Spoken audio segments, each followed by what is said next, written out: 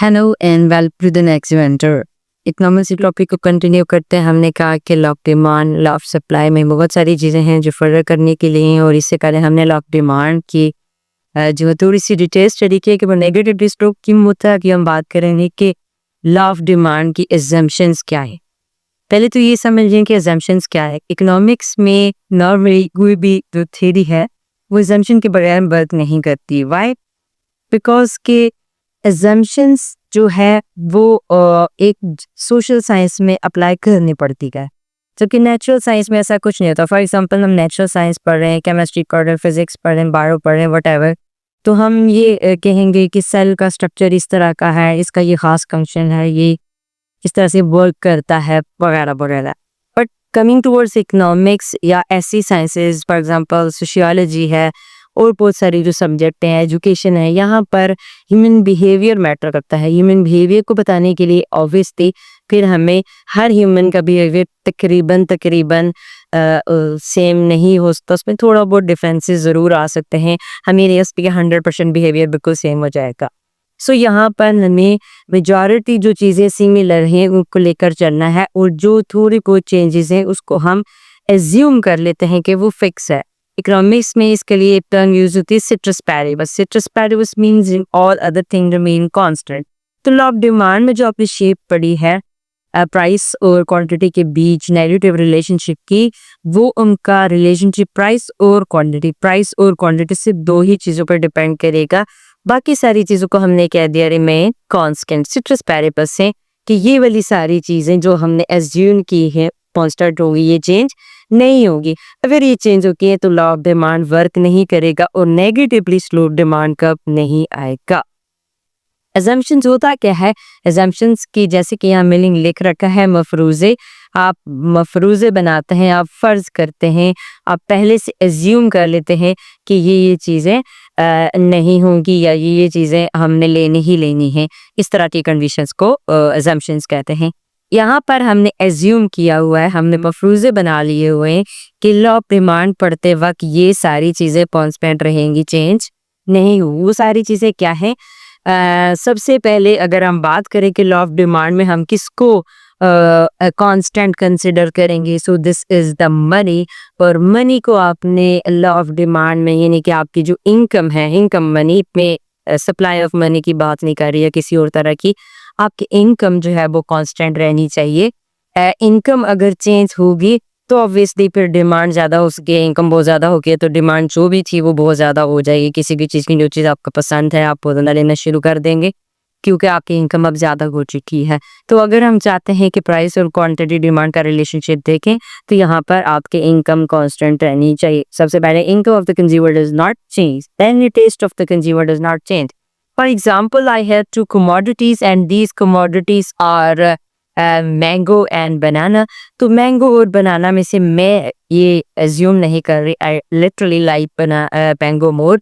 तो अगर मुझे मैंगो पसंद है और इसकी डिमांड की बात हो रही है तो ऐसा नहीं होना चाहिए कि आज मुझे मैंगो पसंद है पर मुझे मैंगो पसंद नहीं है, जबकि इसकी प्राइस कम होगी और मैं मैंगो लेने नहीं जा रही। हमने ये कंसिडर करना है कि अगर मैंगो पसंद है तो मैंगो ही पसंद है और मेरा टेस्ट चेंज नहीं होना चाहिए, ताकि लॉ ऑफ डिमांड को पढ़ा जा सके। तो इसकी प्राइस अगर कम हो जाए कल तो मैं बहुत सारे मैंगो ले आऊँ and you will do the same.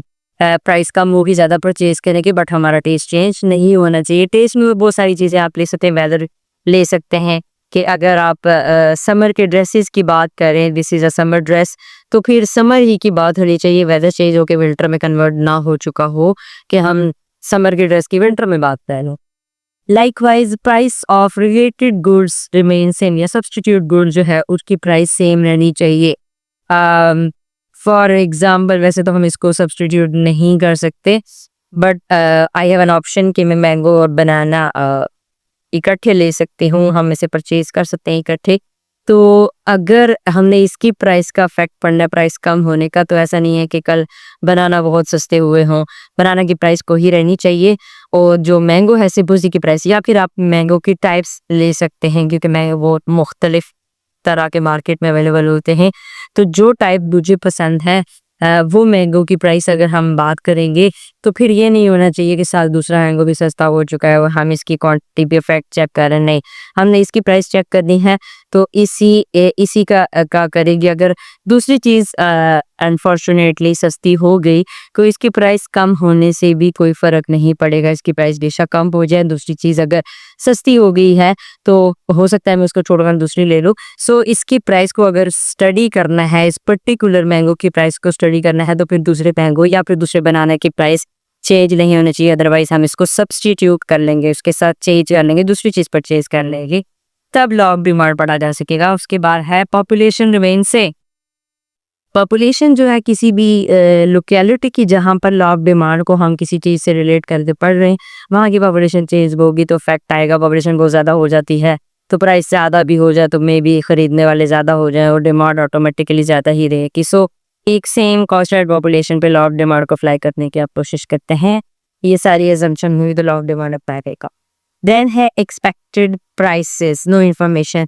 Consumer को ये नहीं पता होना चाहिए कि कल कोई चीज़ सस्ती हो जाएगी। For example if I talk about sugar, तो अक्सर ऐसा होता है कि शुगर महंगी होने जा रही है, बट लोगों को पता होता है कि ये जो है महंगी होगी तो इसकी शॉर्टेज हो जाएगी, तो लोग अभी जाकर धड़ाधड़ परचेज करना शुरू कर देते हैं, उसकी डिमांड को हाँ रिलेट नहीं कर सकते। तो प्राइस एक्सपेक्टेशन जो है वो कंज्यूमर के माइंड में नहीं है, तब इसको स्टडी किया जा सकता है। And the last but not the least, quantity of money does not change. तो क्वांटिटी ऑफ मनी में तो बहुत सारी चीज़ें हैं। जो क्वांटिटी ऑफ मनी है एट गिवन टाइम जो इकोनॉमी में दी होती है, मनी की क्वांटिटी फिक्स रहेगी तब होगा। अगर क्वांटिटी ऑफ मनी इंक्रीज हो जाती है तो परचेजिंग पावर बढ़ जाएगी, इनकम इफेक्ट आपका आ जाएगा, आपकी इनकम ज़्यादा शो हो रही होगी, आप ज़्यादा परचेज कर सकते हैं, खुला वायलेज हो जाएगा। These are all the assumptions जो लगेंगी तभी आप लॉ ऑफ डिमांड को पढ़ सकते हैं। Otherwise downward sloping law of demand के बजाय upward sloping law of demand भी हो सकता है, increasing decreasing law of demand भी हो सकता है, कोई भी शेप हो सकती है। जैसा कि हम कहते हैं इनकम इंक्रीज हो गई तो प्राइस भी इंक्रीज हो रही है, डिमांड भी इंक्रीज हो रही है, पॉजिटिव रिलेशनशिप आ जाएगा। सो इस तरह के कंडीशंस को अंडरस्टैंड करने के लिए, लॉ ऑफ डिमांड को अच्छे से अंडरस्टैंड करने की ये सारे एजम्पशंस हमने लगानी है और ये सब चीज़ें फिक्स रहनी चाहिए। इन्हीं के लिए ceteris paribus law of demand apply करता है। Thank you, hope you understand it. All the best.